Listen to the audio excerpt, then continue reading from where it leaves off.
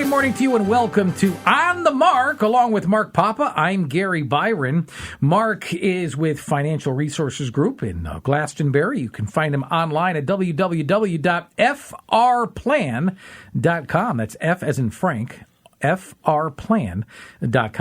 Write this phone number down. Better yet, use it. You could use it right now. You can use it during the show. You can use it after the show. He's not going to take your call, obviously, during the show, but you can call him after the show. You can call him Monday morning if you'd like. 860-657-8380. Again, 860-657-8380. And by the way, Mark's got a YouTube channel. You can actually get the link from his website, or you can just go directly to YouTube, and then in the search field, you can just type in Mark Papa 5207. That's Mark with a K and P-A-P-P-A. Mark Papa 5207. And then you'll not only will you get this show, you'll get other shows that have previously aired, maybe that you have missed. Well, good morning, Mark. Great to see you. Good morning, Gary. Happy Saturday. Hope you have a lot of energy today. Are you kidding me? That's all I have. I have an abundance of energy.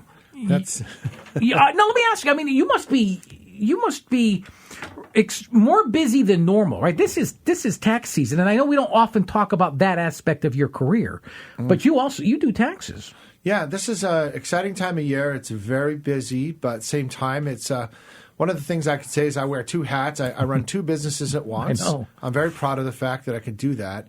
But also there's a lot of overlap and interlinking between taxes and what I do for a living.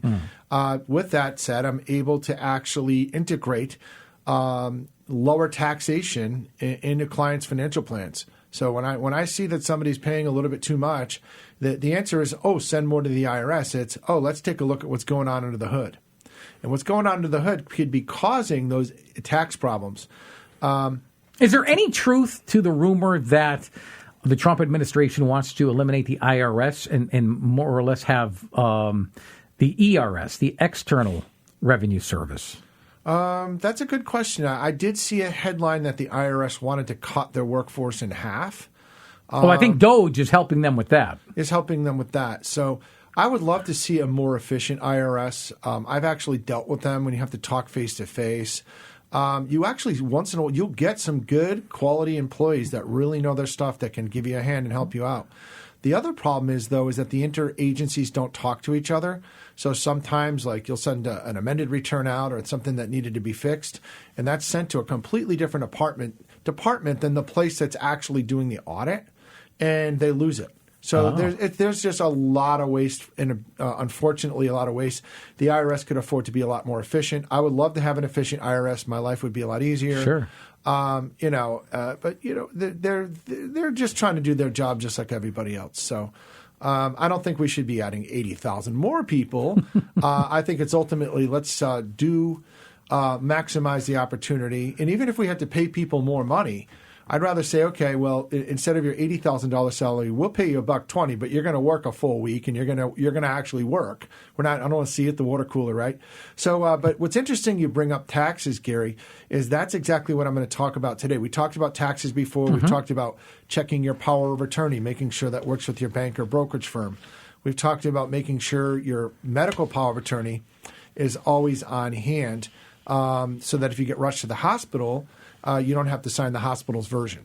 I actually just experienced that a couple of weeks ago, and I can't tell you what a good feeling it was knowing when I walked into that hospital that we had the power of attorney ready to go for my dad, who had just really, really bad flu and was really weak, and we had to rush him to the hospital just to get taken care of. I remember this. You told us this last week or the week before. So thank God. So I want to talk about fees today. So today is going to be about fees. Well, let's think about it.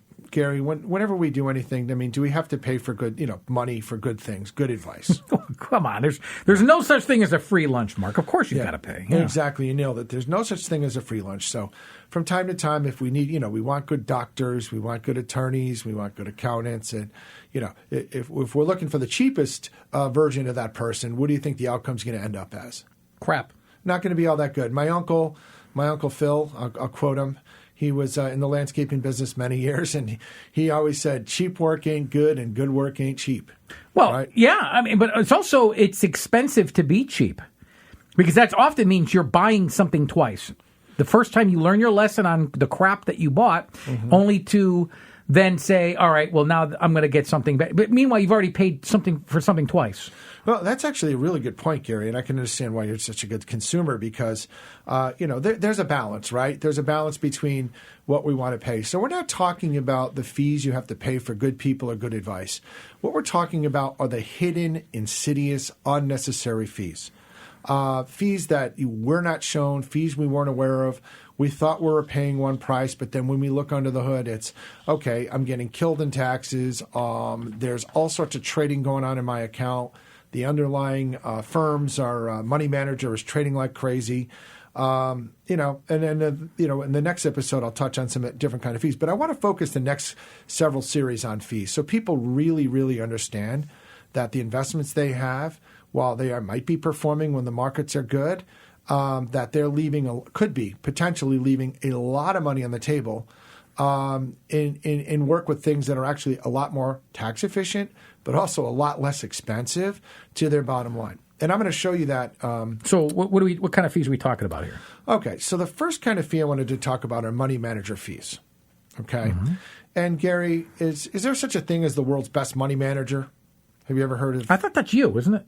Yeah, I thought it was me. I don't know. Probably not, actually. Probably not, right? So imagine if there was a world's best money manager. How many people would want to be with that money manager? Of course. It would be not enough time in the day for him to do everybody's work, though. There wouldn't be enough time in the day to do everybody's work. And then how many people would want to be with that manager?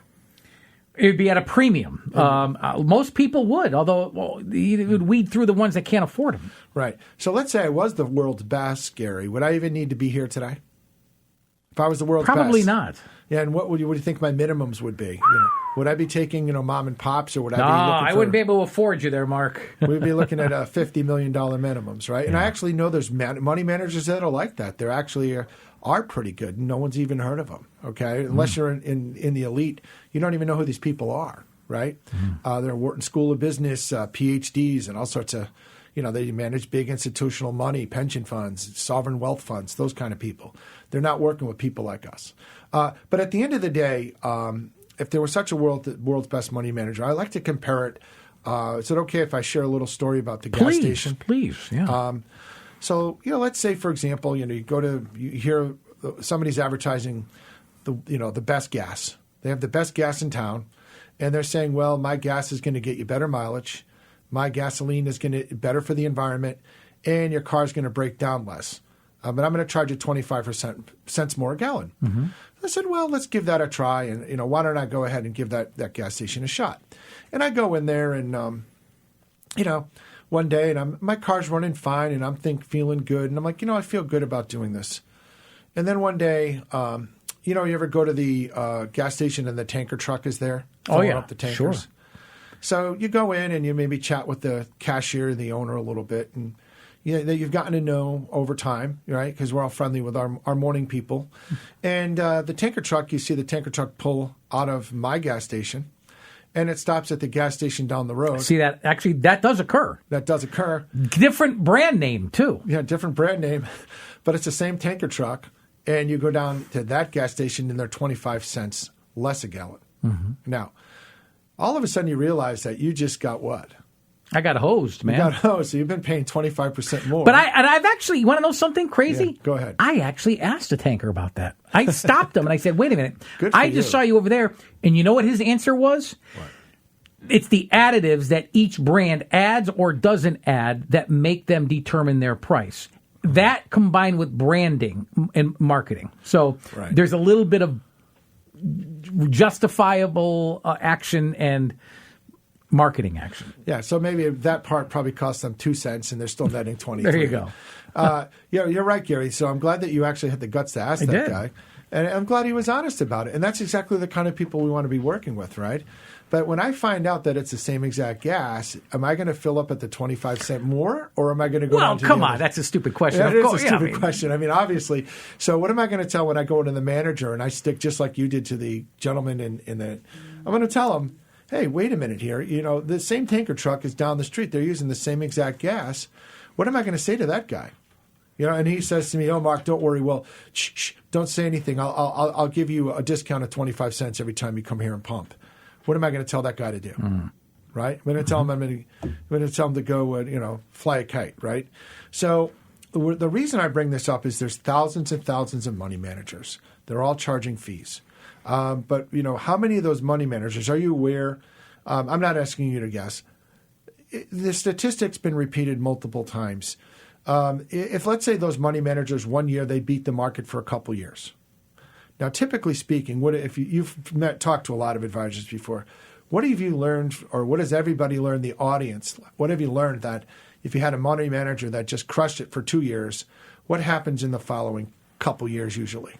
I mean, the ebbs and the flows of the market? Yeah. 1 year they crush it. You'll probably lose a little bit the next. Yeah. It'll be up and down. You'll find out that, over a 5-year period, they'll have 2 or 3 good years, and then there's 2 or 3 bad, and then they just get back to the average. And the average is basically, the S&P. So what it turns out is that most money managers, and I think a lot of the listeners on this show know that, dramatically, they underperform the market, okay? And mostly, even if they're as good as the market, if their fees are 1% or 2%, guess what? They've underperformed the market, right? So what we want to do is help people understand what are those fees costing them? This is on top of what they pay their advisor. So they're paying their advisor, let's say, a 1% fee. Hopefully there's more than just money management included in that fee. I know in our case, it's, a third of our fee is to manage the money. The other third is for financial planning. The other third is for the financial checklist and service and everything else. So we're bundling it up, a lot of different services, which I'll be advertising more here on the show. But, what we're looking to do is keep the fees as low as possible. Okay. In addition, making sure that if you are paying those fees in certain accounts, capital gains, ordinary interest, those type of things are not hitting you on the bottom line, especially during tax time, okay? Now, I thought it'd be important to give you a perfect example here. So there's a very, I thought this is an interesting story. This is your typical retirement. It was a real client that was working with a very large firm who advertises a lot, who's world famous, who's now a philanthropist that you see on TV on Sundays, just huge. I think they're managing, $30 billion or some crazy number. And this woman had her money there, and she'd been there a while. And I sat down with her, and I said, I'm very familiar with them. I think they have a good reputation. They're nice people. They're doing their best. They do a good job. They give lots of advice. And I said, so what is it actually costing you to be with them? And she didn't know. She says, well, I think my guy's charging this, and I think they're charging that. And so I actually went in there, Gary, and on a $447,000 account, that was the balance at the time. So, not a bad IRA, decent size IRA, not a huge lady, not massive, but, average IRA. This is what most people are retiring on these days. You got their Social Security. She had a pension. I went in and found out that her fees alone were $939. So $9,939. So almost $10,000 a year in fees. Okay. Oh my goodness. So the unfortunate part is half the fees she was unaware of, and that was only one kind of fee. In the next segment, I'll talk about another kind of fee. So that was $10,000 in fees, and think about that over a 10-year period. That's without compounding. How much money would that be? 10,000 times 10 is what? Yeah, $100,000, right? And I said to her, who would you rather have this money? You, the traders and brokers on Wall Street, the money managers, or you, and if not you, your next of kin, your grandkids? Who would you rather? And what could you do with that extra $10,000 a year, right? Could you possibly gift it? Could you? Maybe, I'd have it used. Yeah, could you put that in a 529 plan for college? But instead, it's going where, right? To the big billion-dollar money manager. Sure, they don't need it. And so what we tell people is, what is the point of paying, over 2.2% in fees for something that that's what that calculates to? Just that part, that kind of fees. If you're going to just get the same, if not worse, than the market in terms of performance. So what should they be doing, right? Should they be staying with that, or should they be looking? Hell no. Right. Right, exactly. And I know our Vanguard fans out there. I know what you're thinking. You're on board with this. I'm on board with you too. Okay, so those are the money manager fees. So should we be chasing the best money managers out there, or just looking to buy, the low cost and getting good advice from your advisors, but looking for lower cost investments? Bingo. Okay. Yeah. So that's the money manager fees. And how are we on time, Gary? Just out of curiosity. Go ahead. You got 12 minutes. Oh, 12 minutes. Perfect. So that's that kind of fee. So that's just the basic fee that most people are paying that they thought they were aware of, but may not know that they're aware of. But there's another kind of fee that I find to be one of the worst fees going on in you could possibly get. That most people aren't even aware of. They're not aware paying. of. Uh-huh. It is required to be put into the prospectus. And remember I talked to you when I use any kind of analysis or evaluation. If I were to buy a car and I go to the car, let's go to the Ford website or the BMW website, what are they going to ask me to buy? Obviously their brand. Sure. So we use third-party software. So we use a third party called Morningstar. So if this was Mark Papa, at Financial Resources proprietary software crunching the numbers, how believable would that be? It'd be biased. It'd be biased. So we want unbiased resources. And so what I do is I go into Morningstar, and I'm going to take a look at your funds, and I want to say what exactly is going on inside these funds. And then what we do is we take those calculations, and there is another software that we use. Again, that's third party that will calculate those numbers automatically for us and tell us, based on the formulas that were designed by academics. Actually, going back to Vanguard, John Bogle was a big advocate to making people aware of these kind of fees. And the fee is called turnover cost. Okay? So what is turnover? Let's think about this for a minute. I don't know. I remember there was a company in our town that was always advertising for people, always looking for people, always hiring. And I said to a friend of mine, I said, hey, he was looking for a little part-time after he retired from Pratt & Whitney. And I said, why don't you go check them out? Oh, Mark, they treat their horrible employees terribly. I would never go there. And it turns out that they had a super high turnover, meaning that they're always bringing people in, okay? Then they're firing them, then they're hiring them, they're firing them. Same person hiring them and firing them? Well, no, just different people altogether. Well, that's because nobody likes to work for them. Yeah, no one likes to work for them. So is that a sign of a healthy business or? It's poor. Poor. And unfortunately, is there a cost to think about this? Is there a cost to taking experienced people? Absolutely. Right? Having them train the people coming in, and then they Why have would to you do figure that? out. Yeah. Why would you want to go through that all the time? I don't like anything new. Perpetually. Imagine starting a new job. You don't even know where the bathroom is. Never mind, right? So trying to find out where everything is and learn the ropes and understand your job, that takes time. So there's a lag. So that's also an expense. So you have the expense of hiring and firing. You got the expense of training. And then you have the lag of experience. So think about the gaps. We were just talking about Doge, right? These are people who've been working in the government for years. Think about that for a minute. Folks, you are listening to On the Mark with Mark Papa from Financial Resources Group. I'm Gary Byron. He's very easy to reach. 860-657-8380. Again, 860-657-8380 and online at frplan.com. That's F as in Frank, rplan.com. And if you missed that, no worries, because I will repeat that, both of those points of contact more towards the end of the show. Please continue, Mark. Oh, thank you, Gary. So what I want to do is continue with a famous guy by the name of Warren Buffett. No, we all know who Warren Buffett is. Oh, man, are you kidding me? I used to live at Margaritaville. That was one of my favorite bars and restaurants that I was always having a great margarita at his place. And singing a lot of the songs that he wrote many years ago. Yeah. Yeah, very funny, Gary, because I love that. That's a Jimmy Buffett. I get them too confused all the time. And then Warren Buffett is that guy with the white hair, one of the richest guys in the world. That's and right. I think he learned something from Warren Buffett, too, because Jimmy Buffett, before he passed, man, he was building communities all over the place. Right. And yeah. This is a smart guy. He was making more in his enterprises than he was his music. Absolutely. I wouldn't be shocked if Warren Buffett wouldn't put some money in with him. He was brilliant. So Warren Buffett is that guy that basically is that buy and hold, conservative value investor, right? Yeah. He's the one that says, buy your stocks, pick your bets, buy good quality companies, and sit on them. Okay, is he telling me doing that, or versus having the guy day trading in his basement, right, every day in his mom's basement? Yeah, don't do that. They're turning on over penny stocks, right? Exactly, trading penny stocks of crypto, right? How successful are those guys typically? No, they're not. They're not successful at all, right? So what we want to do is be buy and hold. So if we're going to be putting our money in investments, right, and whether it be a mutual fund, money manager, exchange traded fund, do we want to see lots of turnover, or do we want to see buy and hold?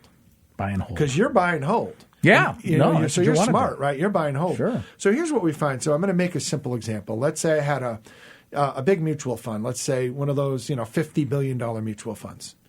And when they need to go sell, or let's say they need to go sell a stock, Gary, are they selling just a few shares? Or are they selling millions and millions of shares? Well, I would think they're selling millions.